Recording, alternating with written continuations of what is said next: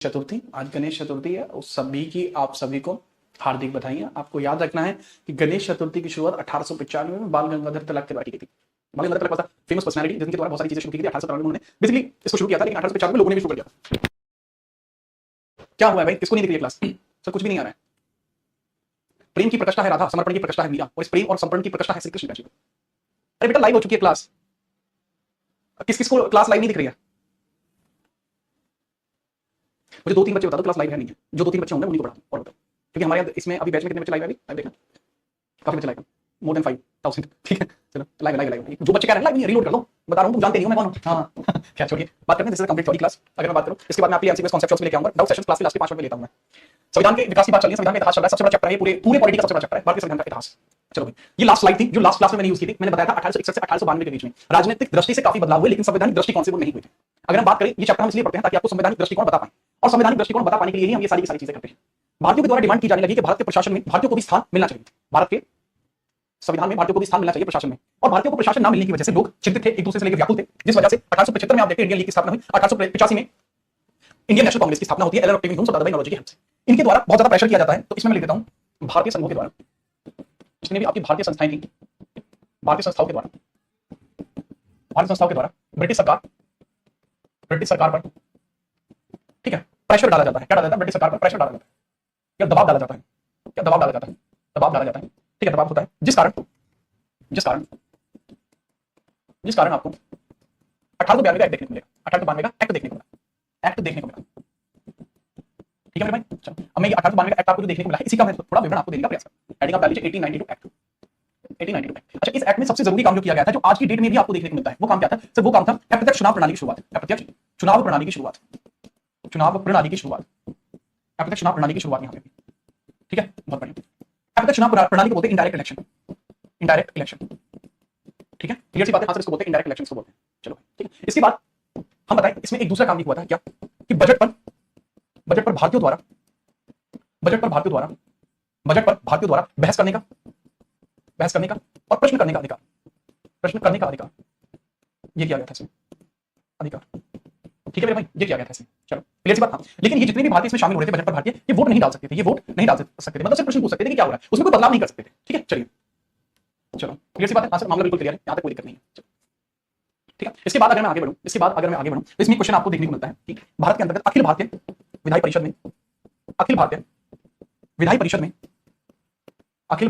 में सदस्यों में परिवर्तन किया जाता है। सदस्यों की संख्या थी उसमें परिवर्तन लेके आया जाता है। क्या परिवर्तन लेके आया जाता है? सदस्यों की संख्या में क्या लेके आया जाता है? सदस्यों की संख्या में परिवर्तन लेके आया जाता है। बहुत बढ़िया। इस टाइम पर इसमें लोग वैसे शुरुआत में कितने थे? शुरुआत में थे इसमें 12, और परिवर्तन क्या लाया जाता है? ठीक है, परिवर्तन जो लेके आया जाता है, अब कह दिया जाता है कि मिनिमम 10 होंगे और मैक्सिमम जो होंगे वो 16। मिनिमम 10 होंगे और मैक्सिमम जो होंगे मेरे बच्चे, मैक्सिमम होंगे 16। याद रखें। अब मैं आप लोगों से एक क्वेश्चन पूछता हूं इसी से रिलेटेड, एक क्वेश्चन मैं आप लोगों से पूछ लेता हूं इसी चीज के रिलेटेड। एक क्वेश्चन आप मुझे बताइए, ये जो अखिल भारतीय जो विधायी परिषद है, जिसका भी मैंने जिक्र किया, अखिल भारतीय विधायी परिषद, इसका गठन कब हुआ था? अखिल भारतीय विधायी परिषद का जो गठन है वो कब हुआ था? ठीक है, चलो यह किस एक्ट के आधार पर हुआ था? एक्ट आपको बताया। आपके सामने ऑप्शन ए है, A option 1858, B option 1833, C option 1853, या डी ऑप्शन 1861। फटाफट बताइए इसका सही आंसर क्या होगा। चलिए चलो, जिस बच्चे की क्लास नहीं चल रही है बेटा रिलोड कर लो। क्रिटिक, जिस भी बच्चे की क्लास नहीं चल रही है फटाफट रिलोड कर लो।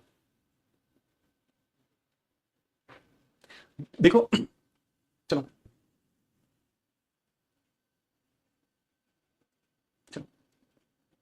एक दो बच्चे आंसर कर रहे हैं। चलो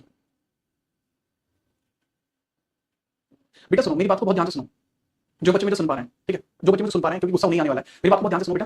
क्लास जो चल रही है, पूरी जो स्क्रीन है कुछ बच्चों की व्हाइट हो गई है, ठीक है, और जो बच्चे क्लास में पहले से हैं वो आंसर भी कर रहे हैं क्लास में। तो मतलब बात ये है कि आधे बच्चों की क्लास चल रही है, आधे बच्चों की क्लास नहीं चल रही है। तो जो बच्चे क्लास के अंदर है, क्या वो 2 मिनट के लिए रुक सकते हैं, ताकि मैं जो बच्चे क्लास में नहीं ऐड हो पा रहे हैं उनके लिए थोड़ा सा कुछ मैं एडिट करा दूं, मतलब जो भी है सिस्टम वगैरह उसको दिखा दूं। तो जो बच्चे क्लास में पहले से हैं, जो आंसर कर रहे हैं, आप आंसर करते हो कंटिन्यूअसली, मुझे 2 मिनट का समय दो, ठीक है, 2 मिनट का समय दो मुझे।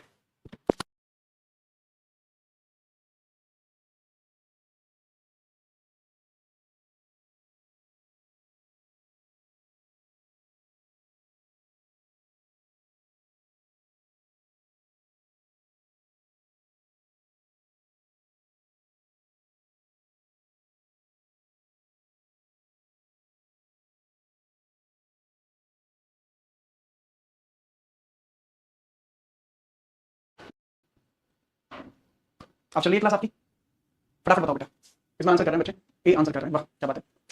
चलिए एसवी का कहना है सर जजिया कर की दर बता दो। इनको किसी कोचिंग सेंटर वाले ने गलत बता दिया बेटा। एसवी मैंने जजिया कर की दर को अगर बताया है 50% से लेकर 66% तक वो थी तो वो थी। चलिए चलिए ठीक है भाई, मैं भी मानता हूं कि जो क्लास है अब स्टार्ट हो चुकी है। जो भी जिस बच्चे को परेशानी आई उस बच्चे के लिए खेद है कि आपको परेशानी आई, पर चलो मैं स्टार्ट कर रहा हूं क्लास को। चलो बताने का प्रयास करते हैं कि आखिर बात देखो बहुत ध्यान से सुनो बेटा। अगर आपने किसी को कुछ किसी टीचर ने अगर आपको कुछ बताया, हो सकता है कि उस समय उस टीचर का ध्यान कहीं और रहा और आपको गलत तरीके से कुछ फैक्ट उन्होंने गलत लिखवा दिया। अगर मैंने आपको कुछ बताया था बेटा, इसमें मैं आपको 3 बार पहले भी जवाब दे चुका हूं। अब बार बार सेम चीज किसी दूसरे कोचिंग सेंटर का नाम लेकर मुझसे पूछेंगे तो उस केस में ये बताओ आप मैं क्या करना है। ठीक है, तो जो मेरी सोच के अकॉर्डिंग बिल्कुल सही था वो मैंने आपको बता दिया है। ठीक है, उम्मीद है कि आप समझ रहे होंगे। आप चल रही हैं, मेरा ये मानना है। आप इस क्वेश्चन का मुझे जवाब दीजिए। मैंने आपसे क्वेश्चन पूछा था कि अखिल भारतीय परिषद का गठन किस वर्ष में हुआ था? 1858, 1833, 1833 या 1861। ठीक है, चलिए अगर हम बात करें भारत संस्थाओं के द्वारा ब्रिटिश सरकार पर ठीक है प्रेशर डाला गया, दबाव डाला गया, जिस कारण से आपको 1892 का एक्ट देखने को मिला। इसके अंदर सबसे पहले अप्रत्यक्ष चुनाव प्रणाली की शुरुआत की जाती है, इनडायरेक्ट इलेक्शन। बजट पर भारतीय को बहस करने का अधिकार दिया जाता है, लेकिन वो वोट नहीं डाल सकते थे। अखिल भारतीय विधायी परिषद में सदस्यों की संख्या परिवर्तित की जाती है। जब शुरुआत में इसका गठन हुआ था तब 12 थे, लेकिन अब मिनिमम 10 और मैक्सिमम 16 कर दिए गए। अगर हम बात करें इसकी स्थापना कब हुई है, बहुत बच्चों को पता है लेकिन बहुत बच्चों को नहीं पता है। बहुत बच्चे इसका गलत आंसर कर रहे हैं, तो बहुत ध्यान से इसका देखेंगे मेरे बच्चे। इसका सही आंसर है 1853।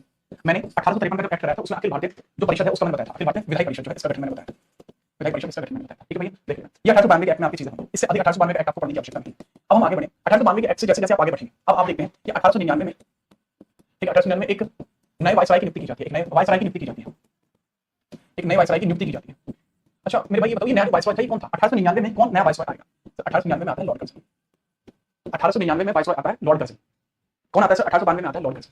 लॉर्ड कर्जन का जो शासनकाल है वो 1899 से 1905 तक चलेगा।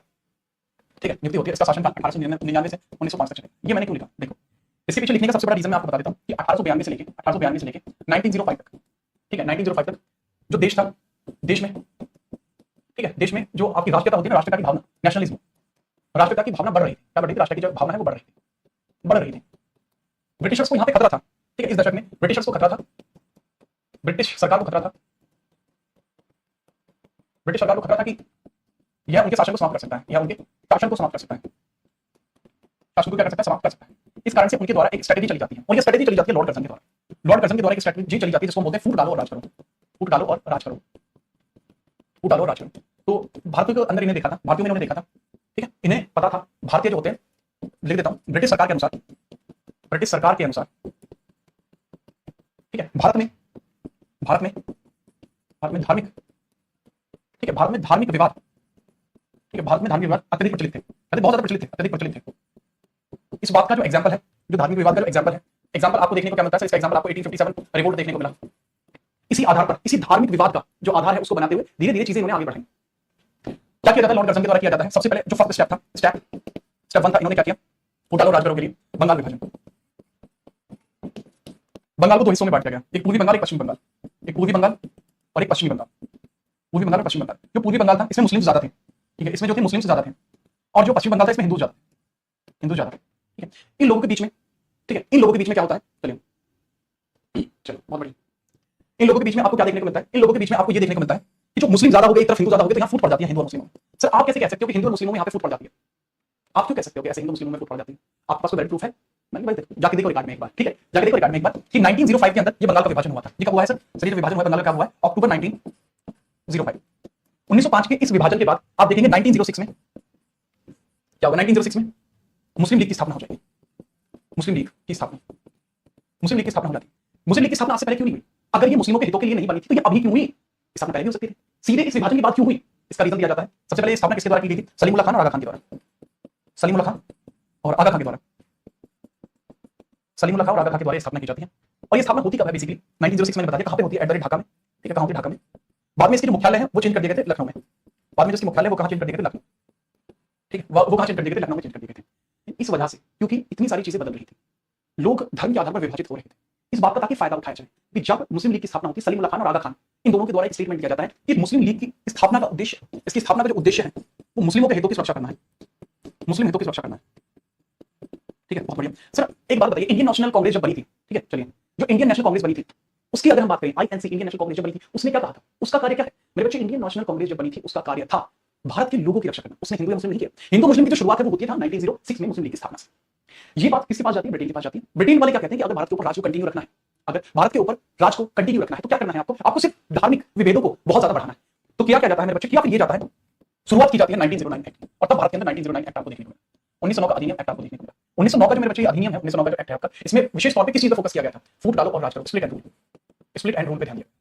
फूट डालो और राज करो, फूट डालो राज करो, ठीक है, फूट डालो राज करो, ठीक है भाई। जो 1909 का एक्ट था ये कैसा था सर? ये जो अधिनियम था 1909 का, ये परिषद अधिनियम था, that was a council act. ये कैसा एक्ट था? ये काउंसिल एक्ट था। लेकिन इस एक्ट का उपनाम भी है एक, इस एक्ट का उपनाम भी है। उपनाम क्या है जी? मतलब इसका जो उपनाम है वो है क्या? Model Minto reform, model Minto reform, model Minto सुधार। अब बहुत ध्यान से मुझे बताओ कि इस टाइम पर जो मॉडल था वो कौन था? सेक्रेटरी, भारत सचिव, secretary for Indian state, Bharat सचिव। और जो मिंटो था वो कौन था सर? वो वाइस, ठीक है। इवन जो मिंटो था वो इस बात को अपोज भी कर रहा था। मिंटो जो था वो इस क्लास को, इस सेम वाले एक्ट को अपोज भी कर रहा था। मिंटो ने तो कहा भी था कि इसको रोको, लेकिन मिंटो की एक नहीं सुनी। मॉडल की बातों को बहुत ज्यादा गौर दी गई और भारत के अंदर आपको पहली बार देखने को मिलता फूट डालो। अब क्या हुआ है? अब यहाँ पे ये हुआ कि 1909 एक्ट में, 1909 एक्ट में स्टार्टिंग होती है किस चीज की मेरे भाई? 1909 अधिनियम में स्टार्टिंग होती है सांप्रदायिक पंचायत की, सांप्रदायिक पंचायत, ठीक है, यानी कम्युनल डिस्प्यूट, कम्युनल डिस्प्यूट शुरू होता है। जो कम्युनल डिस्प्यूट है मतलब लोगों को आपस में लड़ा दो। इसमें सबसे इंपॉर्टेंट चीज क्या होता है? देखो इसमें सबसे पहले जो होता है वो होता है प्रत्यक्ष निर्वाचन मंडल। क्या होता है बच्चे? प्रत्यक्ष निर्वाचन मंडल, प्रत्यक्ष निर्वाचन मंडल, प्रत्यक्ष निर्वाचन पद्धति लिख लीजिए या फिर मंडल लिख लीजिए, दोनों ही चीजों की स्टार्टिंग की। मतलब इसमें ये कहा गया कि अगर कोई मुस्लिम क्षेत्र है, अगर कोई मुस्लिम क्षेत्र है, मुस्लिम क्षेत्र में से जो खड़ा हो सकता है, जो लीडर बनेगा, मुस्लिम क्षेत्र में से जो लीडर बनेगा वो मुस्लिम ही बनेगा, होना यही था। और जो हिंदू क्षेत्र है वहां से जो लीडर बनेगा वो भी लीडर ही बनेगा, हिंदू ही बनेगा। और जो हिंदू क्षेत्र है वहां से जो लीडर बनेगा वो कौन बनेगा? सब वो हिंदू बनेगा। बहुत ध्यान से एक बात समझना, इसमें क्या किया गया था? इसमें किया गया था प्रत्यक्ष निर्वाचन मंडल तो दिया ही गया था, इसके अलावा एक और चीज की गई थी कि इसमें मुस्लिमों को क्या दिया गया था? मुस्लिमों को इसमें विशेष मत अधिकार दिए गए थे, विशेष मत अधिकार। मत अधिकार का मतलब होता है स्पेशल वोट राइट दिए गए थे, स्पेशल वोट राइट दिए गए थे। स्पेशल वोट राइट को मेरे बच्चे क्या बोलते हैं? इसको बोलते हैं सर विशेष मत अधिकार। मतलब जो मुस्लिम व्यक्ति होगा ना, मुस्लिम व्यक्ति होगा, एक ही आदमी दो वोट डाल पाएगा, लेकिन उसमें कंडीशन रखी गई थी कि जो ये वोट डाल पाएगा इसमें से एक वोट तो इसको मुस्लिम को ही देनी पड़ेगी, एक वोट तो इसको मुस्लिम को ही देनी पड़ेगी, मैंडेट है। और जो इसकी दूसरी वोट है, सेकंड वोट जो है इसकी, जो इसकी सेकंड वोट है वो अपनी मर्जी से, इसकी चॉइस है किसको देना चाहते हैं। ऐसा क्यों किया गया था मेरे बच्चे? ऐसा इसलिए किया गया था ताकि जो सेकंड वोट है और जो फर्स्ट वोट है ये अलग अलग लोगों को मिले, ताकि हिंदू लोगों के मन में ये बात आई कि ये गलत नहीं हुआ। जब ये इसके पीछे का रीजन क्या था? कुछ हिंदू लोग इस बात को समझ रहे, लेकिन बाकी जो हिंदू लोग थे वो सोचते थे हम एक वोट डालेंगे, दो वोट डाले, ये क्या? तो सांप्रदायिक पंचायत यानी सांप्रदायिक वोट तो डर चुकी थी। दूसरी चीज, जब हिंदुओं ने ये पूछा कि मुस्लिमों को दो वोट का अधिकार क्यों दिया गया, देखो हिंदुओं ने पूछा, देखो उन्होंने पूछा बिल्कुल सही था। आज की डेट में अगर ये किया जाएगा तो बिल्कुल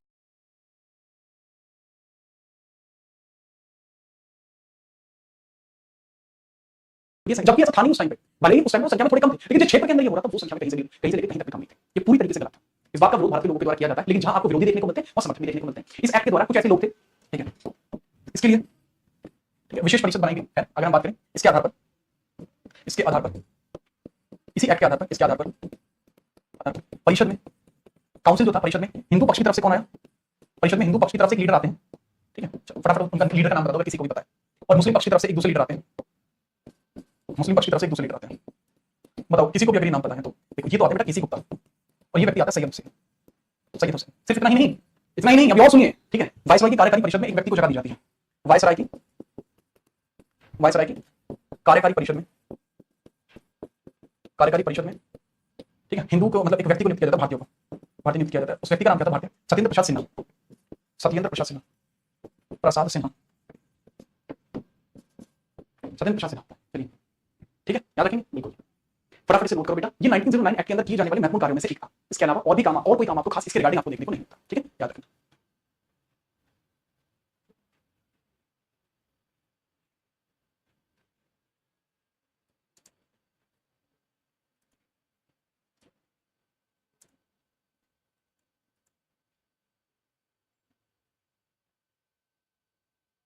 चलिए सर, मुस्लिम्स की तरफ से जो लीडर का नाम एक बार फिर बता दीजिए बेटा। मुस्लिम्स की तरफ से जो लीडर थे जिन्होंने मुस्लिम लीग की स्थापना की थी वो सलीमुल्लाह खान और आगा खान थे।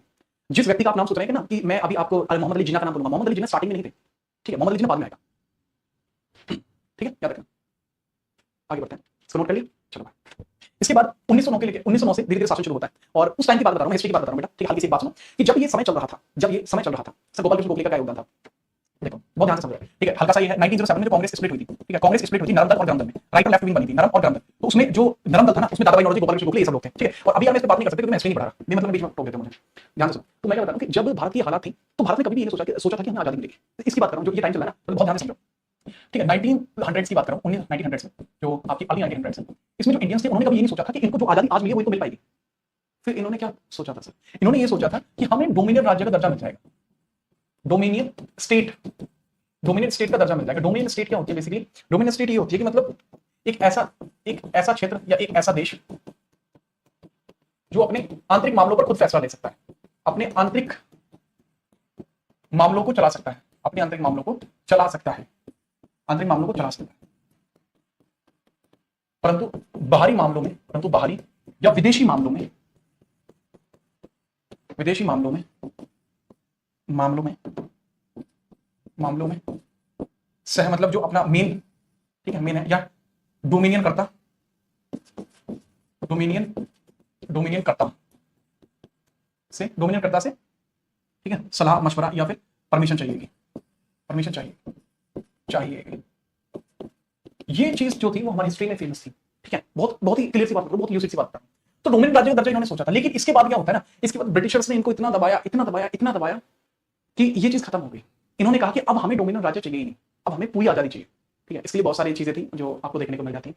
सर वर्तमान में कोई डोमिनियन राज्य, हाँ, अगर आप देखोगे कई सारे अभी भी राज्य वर्तमान में डोमिनियन है। आप देखना यूरोप की कंट्रीज हैं कुछ, और साउथ अफ्रीकन तो कई सारी कंट्री है, मतलब अफ्रीकन तो बहुत सारी कंट्रीज हैं, ठीक है। ये जो चीज है मैं इसको मिटा रहा हूं ताकि मैं और कुछ बता पाऊं आपको, ठीक है। इस वजह से आप देखेंगे ये क्या होगा, अच्छा ठीक है। इस वजह से आप क्या देखते हैं, इस वजह से आप ये देखते हैं कि 1919 में 1919 में अगला अधिनियम आपको देखने को मिला, 1919 में अगला अधिनियम आपको देखने को मिला, 1919 का भारत शासन अधिनियम। बहुत ध्यान से सुनिए, भारत शासन अधिनियम, ये क्या है सर? अभी ये काउंसिल ने नहीं बनाया क्या ये रूल काउंसिल ने नहीं बनाया मेरे बच्चे, ये भारत शासन अधिनियम है, इंडियन गवर्नमेंट एक्ट है, ठीक है, इंडियन गवर्नमेंट एक्ट। अच्छा, यहां पे ब्रिटिशर्स की स्ट्रेटेजी क्या थी, यहां पे ब्रिटिशर्स क्या सोच रहे थे इस एक्ट के साथ? यहां पे जो ब्रिटिशर्स थे, ठीक है, यहां पे जो ब्रिटिशर्स थे, इनका उद्देश्य क्या था कि भारत के लिए सत्ता का निर्माण भारत में ही किया जाए, भारत के लिए सत्ता का निर्माण भारत में ही किया जाए, सत्ता निर्माण भारत में ही हो, भारत में ही हो, परंतु इसके अंदर जो मेन पावर्स हैं, परंतु मेन पावर्स ब्रिटेन के पास है। मेन पावर्स पे कौन हो, मेन पावर्स में कौन हो? वो ब्रिटिशर्स हैं। ये इनका प्लान था। रीजन क्या था? क्योंकि इंडियंस की डिमांड थी डोमिनियन राज्य की, तो ये पहला कदम था डोमिनियन राज्य बनाने के लिए। मैं लिख रहा हूं, भारत को डोमिनियन राज्य बनाने के लिए पहला कदम था, ठीक है, डोमिनियन राज्य का दर्जा देने का पहला कदम, दर्जा देने के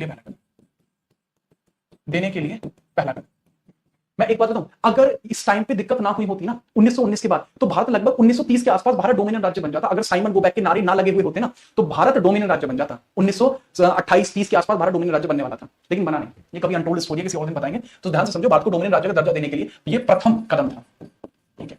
ये जो एक्ट आपका आया है, ये भारत में शासन की स्थापना करने के लिए आया था कि भारत में ही शासन चले। देखो लास्ट एक्ट आपने क्या देखा, मैंने बताया, that was the council act. वो क्या है? वो काउंसिल एक्ट है, ठीक है। भारत परिषद अधिनियम है, वो कैसे? वो परिषद अधिनियम, लेकिन ये क्या मेरे बच्चे, ये भारत शासन अधिनियम है, ठीक है। बस ये इंपॉर्टेंट चीज है। हाँ, इसमें जो बच्चे पूछ रहे हैं सर इसमें कुछ और खास है, बेटा मिंटो जो वाइसरॉय है, इसने एक स्टेटमेंट दिया था, वो स्टेटमेंट क्या था? हम नाग के दांत बो रहे हैं जिसका परिणाम भीषण होगा। हम नाग के दांत बो रहे हैं, जिसका परिणाम भीषण होगा,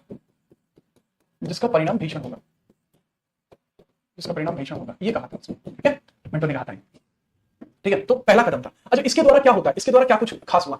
दूसरा पॉइंट इसमें बना के लिखना, इसके द्वारा पहली बार प्रत्यक्ष चुनाव की शुरुआत की गई। प्रत्यक्ष चुनाव की शुरुआत की गई, क्या की? पहली बार प्रत्यक्ष चुनाव की शुरुआत की गई, शुरुआत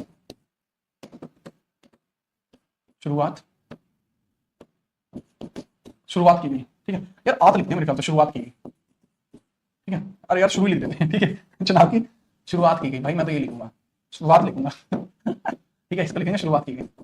तब मुझे पता है गलत लिखा हुआ है किसी तरीके से, ठीक है, चलो ठीक है। The direct election procedure was started. The direct election procedure was started firstly according to the Act of 1919. Okay.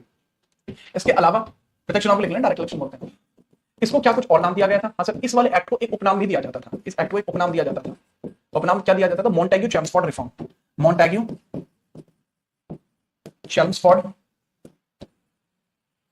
Chelmsford act या रिफॉर्म। Montagu Chelmsford reform.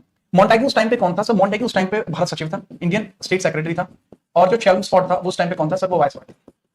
बड़ी बड़ी मूछें थी चेम्सफोर्ड की, देख लेना, ठीक है। चलो कर दिया का मामला। हाँ सर, इसके बाद दूसरी क्या शुरुआत की गई सर? इलेक्शन की बात की गई है। याद रखना, इसी इलेक्शन को ध्यान में रखते हुए महिलाओं को पहली बार वोट देने का अधिकार, महिलाओं को वोट देने का अधिकार,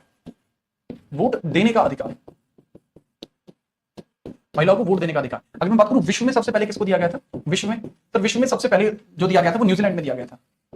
न्यूजीलैंड में 1893 में दिया गया था। और भारत में कब दिया गया सर? भारत में दिया गया 1919 में, ठीक है। क्लियर है मामला? हाँ सर, अब यहां तक कोई दिक्कत नहीं सर। अच्छा, इसके आधार पर भारत में प्रशासनिक सुधार भी किए गए, भारत में प्रशासनिक सुधार भी किए गए, प्रशासनिक सुधार भी किए गए। क्योंकि अगर आप कहीं पे भी गवर्नमेंट रखोगे, कहीं पे भी आप गवर्नमेंट रखोगे, तो आपको एसडीएम डीएम चाहिए कि नहीं चाहिए, सिविल सर्विसेज चाहिए। हाँ, तो भारत में प्रशासनिक सुधार किए गए और सिविल सेवा क्षेत्र में भी किए गए, सिविल सेवा के क्षेत्र में भी किए गए। दो तरीके से किए गए थे, देखो दो तरीके से किए गए थे, बता दो कैसे कैसे। देखो सिविल सेवा के क्षेत्र में कैसे किए गए। पहले तो ये किया गया कि भारत में इंडियन सिविल सर्विसेज का एग्जाम निर्धारण किया गया। और ये कहां होता था सर? लखनऊ सॉरी इलाहाबाद में हुआ था 1922 में, पहली बार इलाहाबाद में, इसी आधार पर हुआ था।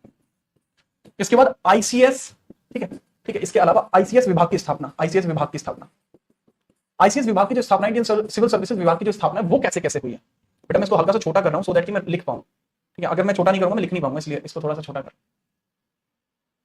ठीक है। चलो, आईसीएस विभाग की स्थापना की गई थी, वो कैसे की गई थी वो समझो बहुत ध्यान से। इससे पहले एग्जाम कहां होता था? इससे पहले एग्जाम लंदन में होता था। इसको इंडिया लाने की तैयारी थी 1919 अधिनियम के आधार पर, 1919 एक्ट आधार पर, 1919 के एक्ट के आधार पर क्या किया गया सर? 1919 एक्ट के आधार पर 1923-24 में ली कमीशन का आयोग किया गया, ली कमीशन का आयोग, ठीक है, ली कमीशन का गठन किया गया। और इसी ली कमीशन के गठन के बाद 1926 में पीएससी की स्थापना की गई। अरे पीएससी की स्थापना की गई, इसको बोलते हैं public service commission, public service commission, commission बोलते हैं इसको, public service commission. Public service commission को बेटा इंग्लिश में क्या बोलेंगे? लोक सेवा आयोग, लोक सेवा आयोग, ठीक है, क्लियर है। हाँ, उसके बाद 1935 अधिनियम के आधार पर इसको एफपीएससी कर दिया गया था। 1935 में इसको क्या कर दिया गया था? एफपीएससी। पीएससी तो पूरा रहेगा, एफ का मतलब हो जाएगा फेडरल, और फेडरल को बोलते हैं मेरे बच्चे संघीय, संघीय यानी संघीय लोक सेवा। इसके बाद आजादी के बाद 1947 के बाद इसको चेंज करके यूपीएससी कर दिया गया, union public service commission, you for union, और यूनियन को बोलते हैं संघ, ठीक है। इस तरीके से किया गया। चलो भाई, ठीक है, चलिए लिखने का मौका दिया जा रहा है बेटा, लिखिए पूरी तरीके से। मैं ठीक है अच्छी तरीके से बताने का प्रयास कर रहा हूं बेटा। मैं ऐसा नहीं कर रहा कि मैं बोल के निकल जाऊं, पूरा पूछ के आपसे चलता हूं कि बेटा आपको समझ में आया है, नहीं आया है, क्या आपको कोई दिक्कत है, क्या आपको कोई परेशानी है, बता के चलिए। जब आपको मुझे ऐसा लगेगा कि आपको कुछ समझ में नहीं आया तो हम आपको बता देंगे। गुलशन मेरे बच्चे, अगर आपको ऐसा लग रहा है कि मैं स्पीड से पढ़ा रहा हूं, तो अगर मुझे ऐसा लग रहा है कि आप या तो तैयारी में नए हैं या फिर आप अपना सिलेक्शन नहीं लेना चाहते, अगर आप ये कह रहे हैं ना कि मैं स्पीड से पढ़ा रहा हूं, बेटा कभी सुबह वाले मेरे बैचेस में आना, जो सुबह में मैं लेता हूं, ये मैं उस स्पीड के आधे पे पढ़ा रहा हूं, और सुबह वाले बैच में सबसे ज्यादा सिलेक्शन हुआ है, जो सुबह वाला बैच होता है। ली कमीशन का मतलब क्या है बेटा? ली कमीशन एक आयोग था जिसका गठन किया गया था। इसके अंदर स्टैनफोर्ड ली नाम का पर्सन था जो चेयरपर्सन था, उसको ये जिम्मेदारी सौंपी गई थी कि भारत के अंदर लोक सेवा आयोग को हम कैसे शुरू करें। ठीक है बेटा, फटाफट नोट करो। प्रयागराज हो गया, ये नहीं स्थापित नहीं होता प्रयागराज में, ठीक है, दिल्ली के अंदर था वो, लेकिन प्रयागराज में परीक्षा हुई थी भारत की पहली। चलिए चलिए, सत्येंद्रनाथ बनर्जी जो बार बार बोल रहे हैं क्या, अलग ही बात है बेटा। सत्येंद्रनाथ टैगोर था पर्सन का नाम, जो 1863 के आसपास इंडिया के अंदर आए थे। नए बच्चों के लिए क्लास नहीं है, क्लास बेटा नए बच्चों के लिए ही क्लास है, लेकिन शुरुआत से देखो, बीच में अगर आओगे तो कैसे समझ आएगा। कभी झूला झूलने के लिए गए हो, ठीक है, या तो जब वो यहाँ पे होता है, यहाँ पे ऐसा तो है नहीं कि वहां छलांग मार के पहुंच जाओगे। एफपीएससी का पूरा नाम क्या देखो, संजू में इतना है इनका आईक्यू लेवल। सुनिए बेटा, ये फेडरल लिखा हुआ है, संघ है, और मैं बोलता पीएससी, बेटा पीएससी यही है। अभिषेक भी पूछ रहा है, अभिषेक बेटा इस्तेमाल क्या करना, ये जो है ना आंखों के ऊपर जो चीज होती है ना बेटा, ये जो होती है ये सोचने के लिए होती है, ये हेयर स्टाइल रखने के लिए नहीं है, ठीक है। चलो बेटा लिखो फटाफट, ठीक है। मैं भी हाथ से लिख रहा हूँ, मैंने क्या यहाँ मशीन लगा रखी है क्या हाथ में, लिख रहा हूँ मैं भी, लिख लो बेटे फटाफट। चलो आगे बढ़ते हैं, ठीक है, नोट करो।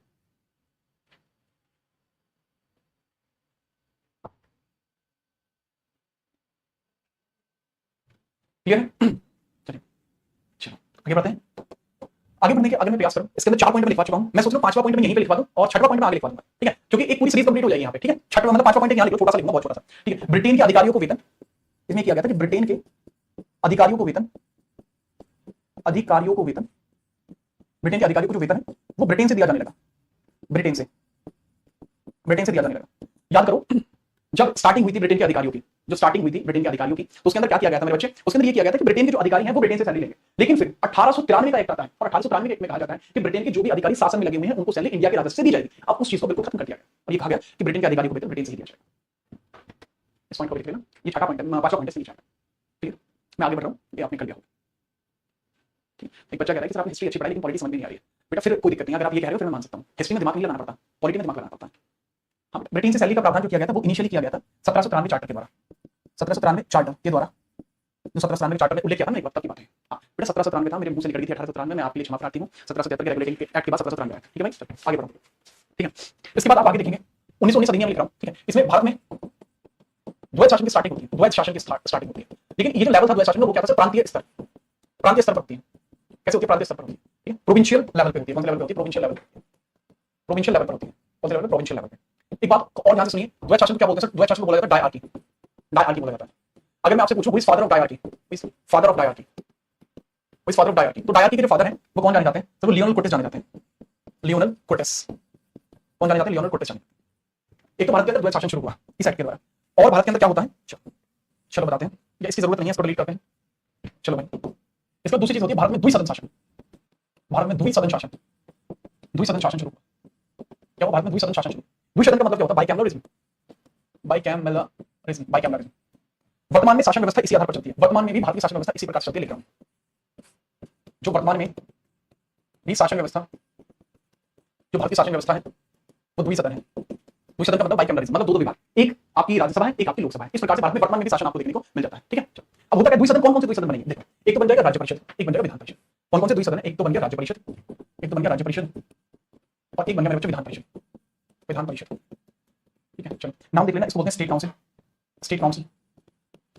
और एक आपका क्या बन जाएगा? विधान, लेजिस्लेटिव काउंसिल, ये काउंसिल। बहुत ध्यान से मेरी बात को सुनना।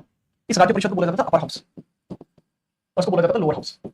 इसको क्या बोला जाता है? इसको बोला जाता है लोअर हाउस। क्लियर नाम रहा। इसके अंदर टोटल मेंबर्स होते थे 60, टोटल मेंबर्स में कितने होते थे? 60। इसमें टोटल मेंबर होते थे 145, ठीक है। इसका रेशो था 34-26 का, अभी बताऊंगा है होता क्या है। इसका जो रेशो था वो था 41-104 का, 41-104 का, इसका 34-26 का हुआ था। बहुत बढ़िया, एक बच्चे ने लिखा भी, एक बच्चे ने लिखा भी कि रेशो क्या होता था। बहुत बढ़िया, चलो बहुत बेहतरीन। जो 34-26 मैंने क्या लिखा है, इसमें से 34 ऐसे सदस्य होते थे जिनका चुनाव होता था, और 26 ऐसे सदस्य होते थे जिनका चयन होता था। यहाँ पे ऐसा होता था 41 ऐसे व्यक्ति होते थे जिनका चयन होता था, और 104 ऐसे व्यक्ति होते थे जिनका जो चुनाव होता था, ठीक है। क्या देखते? और ये जो हिस्सा है, जो लोअर हाउस है, इसी ने आगे चल के, इसी को आगे चल के दो नाम और दिए गए थे। इसी को आगे चल के कहा गया था शाही विधानसभा, इसी को आगे चल के शाही विधानसभा कहा गया, और इसी ने आगे चल के वर्तमान लोकसभा का रूप लिया। यही आगे चल के वर्तमान लोकसभा भी बन गई, सभा भी बन गई, और भारत में शासन करने के लिए ये रहे थे, भारत में शासन करने के लिए ये रहे थे, ठीक है। तो फटाफट से नोट करो।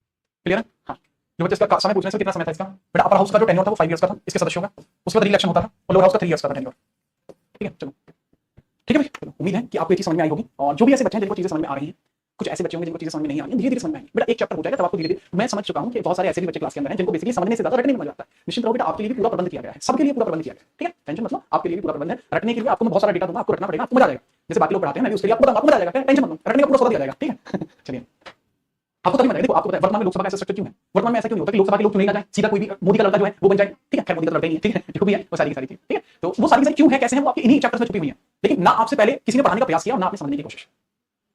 हाँ ठीक है, तो वो चीज समझो, थोड़ा सा मैं आगे कोशिश कर रहा हूँ। अगर आप चाहते हो मैं कोई मसला नहीं भाई, ठीक है। मैं तो वो भी चीज आपको बता रहा हूँ जो आपको जानने से ज्यादा समझनी जरूरी है, और ये चीज तो वो है जो एग्जाम में आ चुकी है टॉप टू बॉटम, ठीक है। मैं आपको सुई के इतने से लेकर पूरा का पूरा सिस्टम बता रहा हूँ, ठीक है। वेल पूरी तरीके से तैयारी की जाएगी, कोई ये नहीं सोचेगा सर गुस्सा है तो अगली क्लास में सब कम कराएंगे, नहीं सर अपने हिसाब से करेंगे। जिसको दिक्कत होती है मैं उसके लिए बताऊं बेटा, आप लोगों को जिसको ज्यादा पढ़ने में दिक्कत होती है उनके लिए हैंड रिटन नोट्स अपलोड कर दिए गए हैं, आप उनको देख लीजिए। जब क्लास में आप आया करें तो जितना हैंड रिटन नोट्स में लिखा हुआ इतना लेके आप खुश हो सकते हैं, ठीक है। उससे क्या हमारे एग्जाम निकल जाएंगे, बिल्कुल बेटा आपके एग्जाम निकल जाएंगे, उससे बाहर कुछ नहीं आएगा, इतना मैं बता रहा हूं। ये क्लास में फिर इतनी ज्यादा बातें क्यों सर? बेटा ये इसलिए ताकि आपको आगे कभी पॉलिटी दोबारा पढ़ने की जरूरत ना पड़े। ऐसा नहीं पॉलिटी पढ़नी, अगर आपको अच्छा लगता है दोबारा पढ़ना तो इससे भी डीप पढ़ाया जाएगा, तब आना। अगर मैं स्पेशल पॉलिटी की क्लास लूं तो तकरीबन 50-60 क्लास लगेंगी खत्म कराने में, लेकिन फिर भी मैं 40 क्लास से पहले से खत्म करूंगा, 40 क्लास, ठीक है। वेल क्योंकि ये एक स्पेशल बैच है जिसमें यूपीएससी को टारगेट करते हैं, तो यूपीएससी लेवल तक का जो है 35 क्लास 40 क्लास के अंदर हो जाएगा, ठीक है। चलो मिलते हैं अगली क्लास में, तब तक सावधानी से सुरक्षित रहिए, पढ़ते रहिए, आगे बढ़ते रहिए। उम्मीद है कि इस बार आप सिलेक्शन जरूर